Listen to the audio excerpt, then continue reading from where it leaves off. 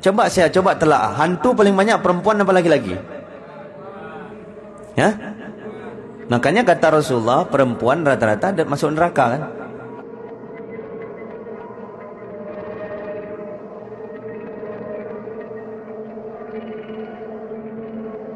Ruh itu bahasa Arab Bapak Ibu. Secara umum itu disebut ruh. Kalau di jamak arwah namanya. Orang Indonesia menyebutnya roh. Ya kan? Adakah roh gentayangan? Bukan gentayangan sebenarnya. Dia mau minta tolong. Jadi ada Bapak Ibu orang yang hidup di dunia ini. Itu dia kan dah meninggal. Inna lillahi wa inna ilaihi raji'un. Mau balik dia kepada Allah, tapi nggak sampai. Kenapa? Dia nggak tahu jalan pulang kepada Allah. Sehingga ulama-ulama ahli sufi khususnya menyampaikan bahwa ruh-ruh manusia yang pernah hidup dulunya di dunia itu masih di antara 3 tempat. 1, ada yang sudah sampai kepada Allah. 2, di awang-awang antara langit dan bumi. 3, masih di bumi.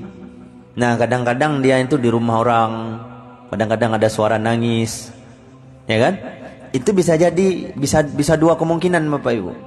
Yang pertama bisa jadi itu ruh yang tak dapat kembali. Yang kedua itu bisa jadi syaitan yang menyesatkan manusia. Macam mana supaya kita tahu itu syaitan ataupun ruh yang tak dapat kembali? Gini nih ceritanya. Kalau misalkan Bapak Ibu ketemu misalnya kata orang Indonesia namanya pocong lah misalnya, kuntilanak lah misalnya, ataupun dengar suara-suara, suara orang nangis, tetapi nggak ada orang di situ. Nah, yang pertama kata Rasulullah, baca doa perlindungan. Apa doanya? Doanya a'udzubika limatillahi tammati min syarri ma khalaq. Saya berlindung kepada Allah daripada makhluk-makhluk Allah, dari kejahatan-kejahatan makhluk Allah. Dan juga ada satu doa lagi, bismillahilladzi la yadurru ma'asmin syai'un fil ard wa la fis sama'i wa huwas samiul alim. Itu ada doanya di surah Yasin Fadilah. Dengan menyebut nama Allah tidak ada yang dapat mencelakakan ataupun membahayakan saya, baik yang di langit maupun yang di bumi. Nah, contoh misalkan dengar ada suara-suara nangis, tapi nggak ada orang di situ. Ataupun pernah melihat sesuatu penampakan lah bahasa kita. Baca a'udzu bikalimatillahi tammati min syarri ma khalaq, bismillahilladzi la yadurru ma'asmin syai'un fil ard wa la fis sama'i wa huwas samiul alim. Enggak hafal cikgu, bahasa Indonesia aja. Ya Allah, lindungilah saya daripada gangguan makhluk ataupun syaitan yang bersembunyi ya Allah. Nah, kalau misalkan ketika Bapak Ibu baca itu, contoh tadi suaranya hilang, nah itu syaitan. Kalau misalkan suaranya masih ada, itu adalah ruh yang nggak dapat kembali. Yang saya bilang tadi ada 3, ya kan? Yang masih di bumi, yang mencari jalan pulang. Kenapa dia nangis? Karena dia mau minta tolong. Kenapa kita yang mendengarkan itu? Karena Allah percayakan kita, sehingga dia diantarkan kepada kita untuk mendengarkan tangisannya Bapak Ibu. Nah, misalkan gak hilang masih nangis dia, baca doa. Contoh misalnya suaranya kayak gini. Nah, itu hihi kayaknya perempuan. Kayaknya. Baca doa. Allahumma ghfir laha warhamha wa'afihi wa'fu anha. Allahumma ja'al qabraha rawdatan min riyadil jannah. Gak hafal cikgu, bahasa Indonesia aja. Ya Allah, ampunilah dia, maafkanlah dia, rahmatilah dia, lapangkanlah kuburnya. Ya Allah, izinkanlah ya Allah ia kembali padamu. Kirim Al-Fatihah. Al-Fatihah. Barulah suara itu hilang. Kalau misalkan ketika baca doa perlindungan gak hilang, itu ruh. Ruh bahasa Arab. Bahasa Indonesia itu hantu. Dan kita semua hantu. Dan suatu hari nanti kita bisa di antara 3. Bisa jadi kita bisa kembali kepada Allah. Siapa yang bisa dapat kembali kepada Allah?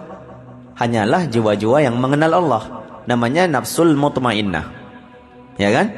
Yang kedua, ada jiwa-jiwa yang di awang-awang, di antara langit dan bumi, belum dapat kembali kepada Allah. Kadang-kadang di langit, kadang-kadang di bumi. Ada yang paling teruk kali, ke langit, ke antara langit aja dia nggak sampai, di bumi. Nah, di rumah orang nangis, di rumah orang, ketawa, menampakkan dirinya. Nah, itu dulu orang hidup menampakkan dirinya kepada kita supaya apa? Supaya kita mendoakan dia. Maka jangan lari Bapak Ibu.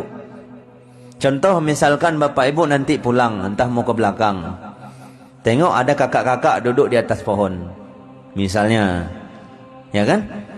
Kan kuntilanak itu perempuan kan? Dia enggak? Coba telaah, hantu paling banyak perempuan apa laki-laki? Ya?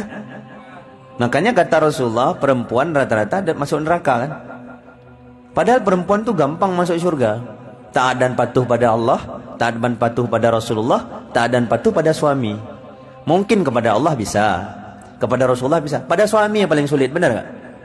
Nah, khawatirnya ibu-ibu yang gak taat dan patuh pada suaminya, asyik melawan suaminya, ketika suaminya pulang, mukanya manyun, ya?